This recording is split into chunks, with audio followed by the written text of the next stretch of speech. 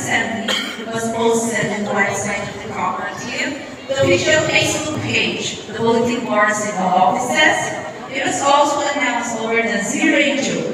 It was published in the Midland Courier for 5 consecutive weeks from March 10 to April 7. Madam Chair. Dito kami member Ken Baket.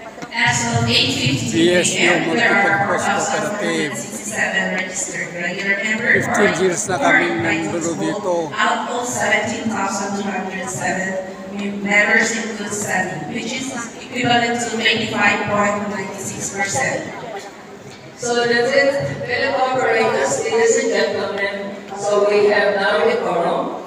I would proceed now to the acknowledgement of the members.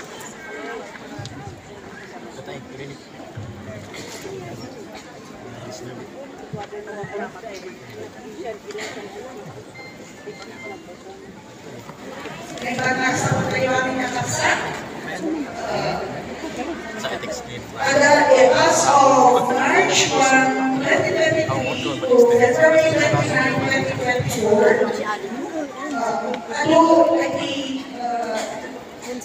naihayon talaga yung 3,073 new members.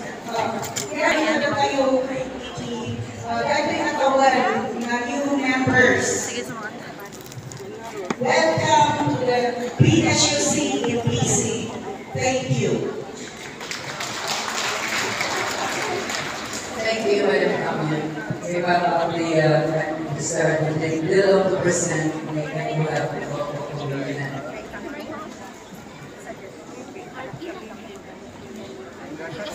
So, may request again the Akta Tatay new members, ang Akta Tamalan, for our vote of commitment.